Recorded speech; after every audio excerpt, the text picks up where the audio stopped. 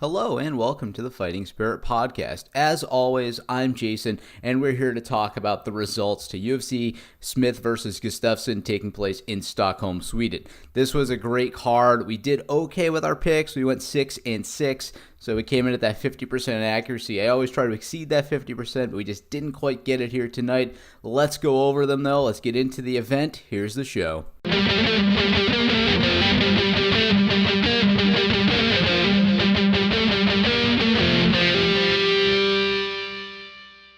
Let's talk about the main event. And it's not so much that I got this one wrong, but I really want to talk a lot about Alexander Gustafsson. You know, the guy, he's gone out twice on his shield in his home country, and it was just really tough to watch. You know, it wasn't a really emotional moment. He did end up retiring in the octagon. During his interview, you could see he was tearing off his tape for his gloves. He threw his gloves down and he thanked the crowd. And, you know, I think he believed in that moment he doesn't quite have it anymore to hang at the top echelons of the light heavyweight division. And, you know, I can't argue with him there. He's the only guy that can make that kind of decision, and he made it, and we have to respect that. But as far as the fight goes, you know, this was really kind of going back and forth. I thought when the fight first started that Gustafsson looked really nervous, you know, to be fighting at home. He was making a lot of frantic movements. He was running around the octagon, you know, running away from Smith. And Smith, you know, looked like he was doing pretty well. You know, he looked pretty planted. He was trying to throw good shots, and I think he hurt Gustafsson a little bit. But then as we got into the second round, you know, things started turning a little bit. I think Gustafsson finally got settled. He still had that, you know, high pace, that great movement, but he was actually now starting to frustrate Anthony Smith a little bit, and I think he started landing a little bit. You know, his evasiveness was still good, and he was doing, you know, a little bit of damage, but Smith was throwing those heavy shots too. You know, he had heavy hands. He connected with a couple good overhand rights in the second round, and I thought he had excellent work overall. And then, you know, we get a little further into the third round, and that's where I thought things started to turn, you know. We see Gustafsson actually now hitting him with some shots towards the end of that third round. He thinks he can pour it on. He goes for the takedown. He starts to feel good. He gets a little ground and pound in, and this ended up kind of being his undoing ultimately. You know, a lot of people are saying he kind of forgot that Anthony Smith is such a high-level grappler, and I'm inclined to believe that myself. Smith, you know, he gets on the back of Gustafsson after Gustafsson kind of hurt Smith a little bit, and he goes in for that just weird, rangy, lunging takedown. He kind of got like half under the arm, half under the leg, and it was just sloppy altogether. You know, Gustafsson's game isn't really taking guys down, especially guys that are such a high level in the grappling game as an Anthony Smith, and I think he just forgot that. I think he was feeling his rhythm from the third round. He thought he would get it back down and exploit, you know, what he thought was going to be a great pathway to victory. Instead, Smith just gets the reversal on that, ends up on Gustafsson's back, and he just pounds his way in. He ends up sneaking the wrist in, and he just had great back control. I mean, he could not be thrown off. He couldn't be levered to fall off his back. I mean, his hooks were deep. His seatbelt was good, and he hung in there and long enough to flatten out Gustafsson and cinch in that rear naked choke, you know. And it was a great victory for Smith. You know, I thought he played his best game, to be honest. You know, he threw his heavy hands. He didn't get too frustrated, I think, by Gustafsson. You know, it is tough to, you know, fight a guy that's moving in and out so much. But Smith did a great job with it. So we got to tip our hats off to Smith here. We did get this one wrong.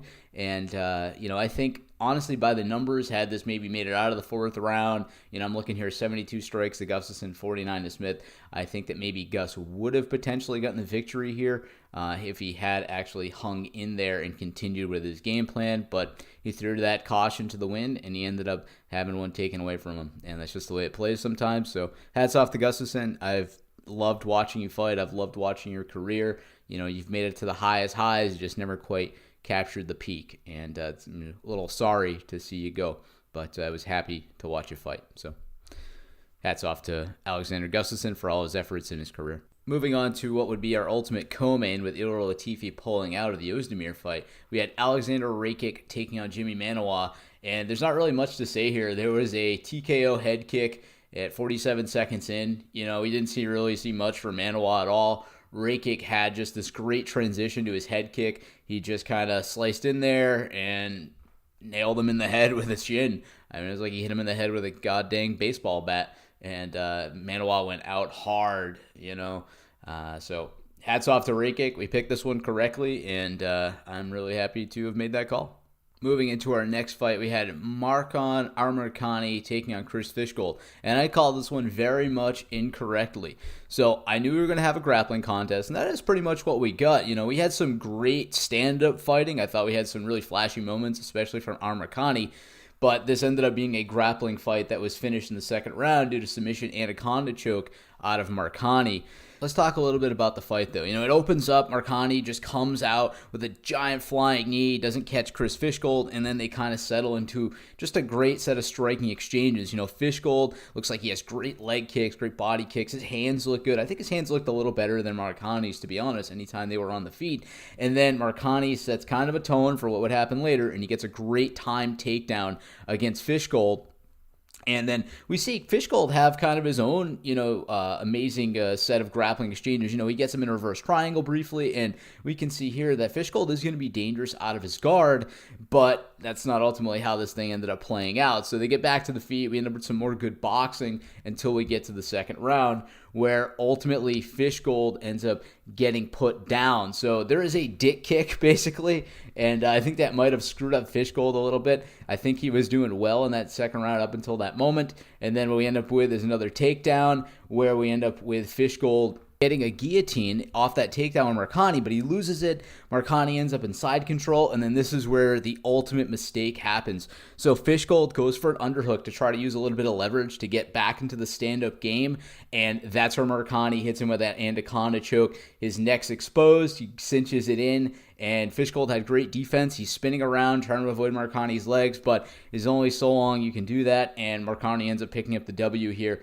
via the anaconda choke. So I think this fight really could have gone either way. It just happened that Fishgold made that gigantic error going for that underhook in that position, and it didn't seem like one up until Marcani picked it up. So it's just the way things played out. Hats off to Marcani. He proved that SPG Ireland still has some great ground fighters out there, and I got to eat my words on that one. That's just the way it played out. So we did get this one wrong in Stockholm. Moving on to our next fight, which we did get correct. We had Gallegos taking on Hadzovic. And this was a really good fight, I think we saw a guy with a great cardio game outdo a guy that really didn't have much in the gas tank. That's really how I saw this fight playing out. So early on, we had Hadzovic, and maybe he knows he doesn't have a great gas tank because he's just lumbering forward, very flat-footed, not really bouncing around. And Gallegos, I thought, was picking him apart a little bit. So that Hadzovic thought he could walk him down, and that just was not the case. Gallegos hit him with some big shots. He got him with some great takedowns, and I think that takedown is what really emptied out that gas tank early on. And it's like he was just walking into him. Hadzovic was just not sprawling, not kicking his hip back. He didn't have anything to offer really to stuff any takedowns. I'm not sure he stuffed really any. Gallegos ended up getting 6 on the night, and he even made 3 passes on the ground himself. He just exploited the fact that, the Bosnian bomber just did not have much in any kind of ground game out there. And I wasn't impressed with his hands either. He had really no footwork, and the footwork is going to lead into your having, great hands, and he just lacked that. I was not impressed with the Bosnian bomber at all. I think he needs to go back a little bit to the drawing board and especially work on that gas tank.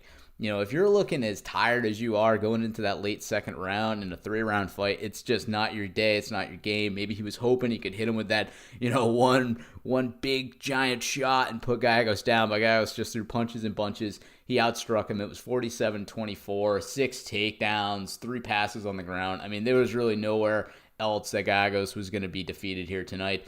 So hats off to Gallegos. I was really happy, and I also made the call, so I'm extra happy about that too.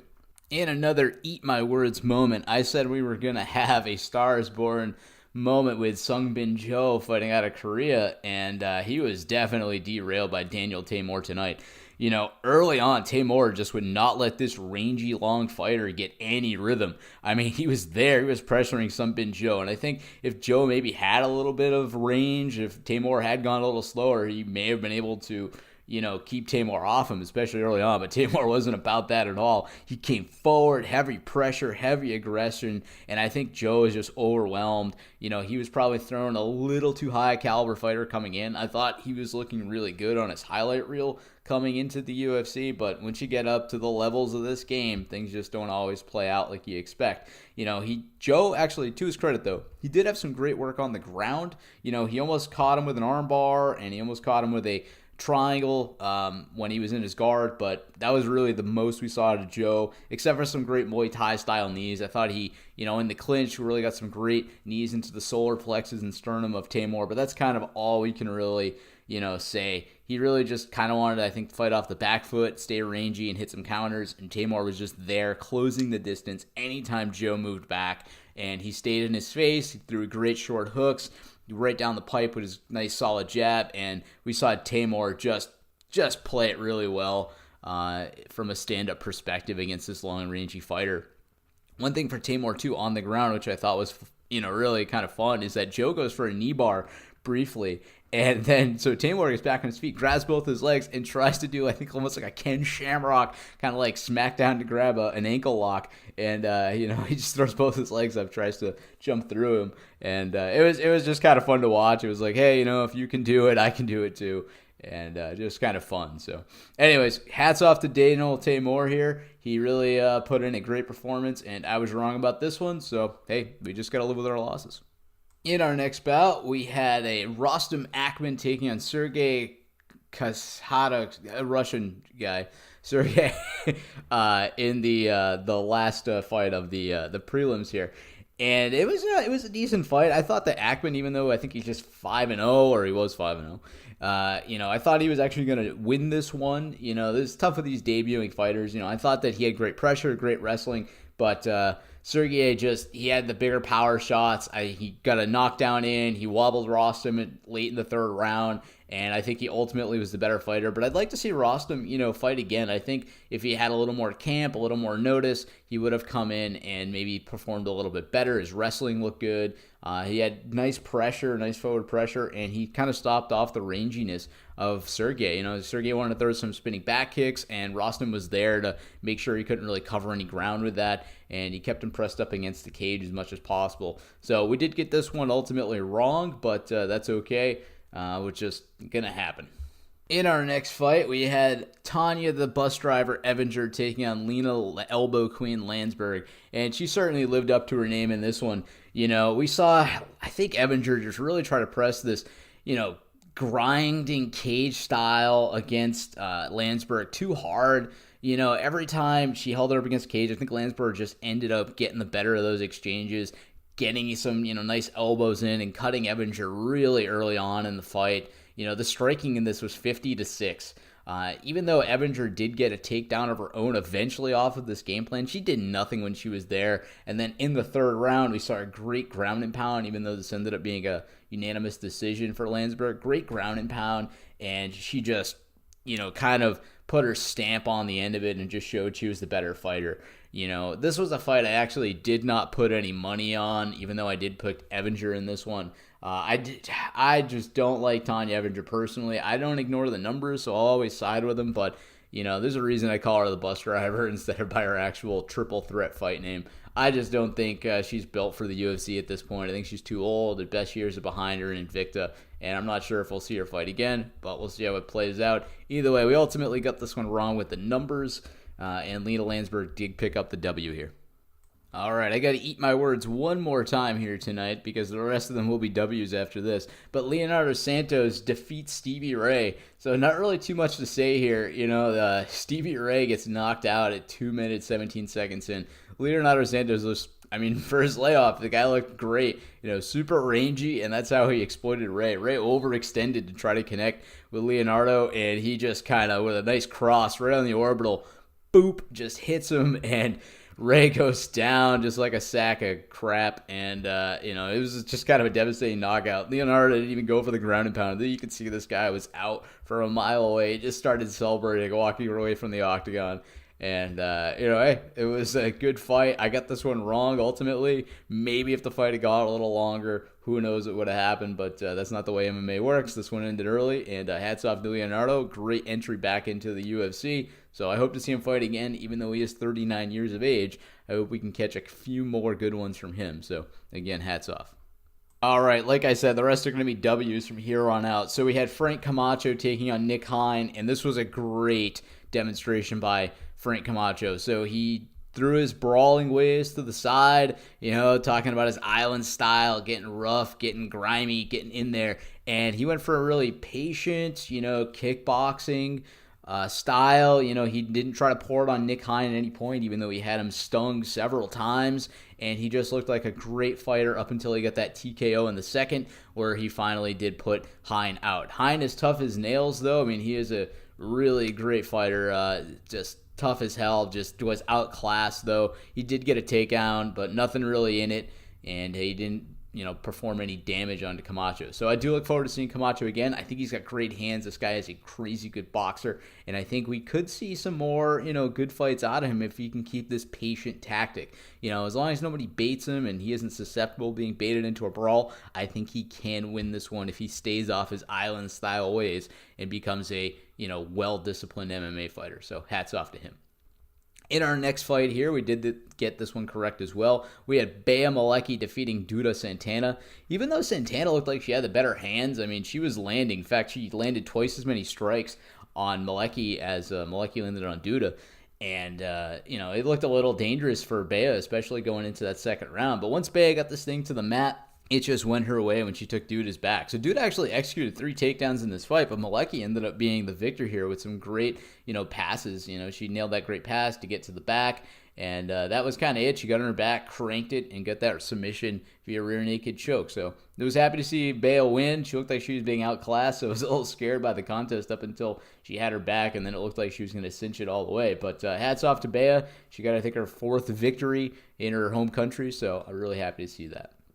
In our next fight, we had Devin Clark defeating Darko Stojic, and this was a great fight. I was afraid to call Devin Clark, even though he is a Jackson Wink fighter, but this guy brought it, and his dad brought it too. His dad was screaming at him from the sidelines, giving him advice. I mean, I thought his dad was in there fighting with him. He was basically the active chip on his shoulder, screaming at his son, and Clark just, was violent, grinding, and he ended up defeating Stojic in just that style. Although I don't think that he had the highest fight IQ. I thought that he could have closed the door earlier on Stojic, and he let him, hang in the fight to land some big shots, especially in the second, and his takedown defense was on point. But ultimately, Clark was able to grind him down. He earned at least 2 takedowns in this fight. He landed twice as many strikes, and even though Stojic was hitting heavier shots, Devin Clark proved he was the better fighter overall. So hats off to Devin Clark and his dad. I look forward to watching these guys fight again, and I was certainly happy to get that victory.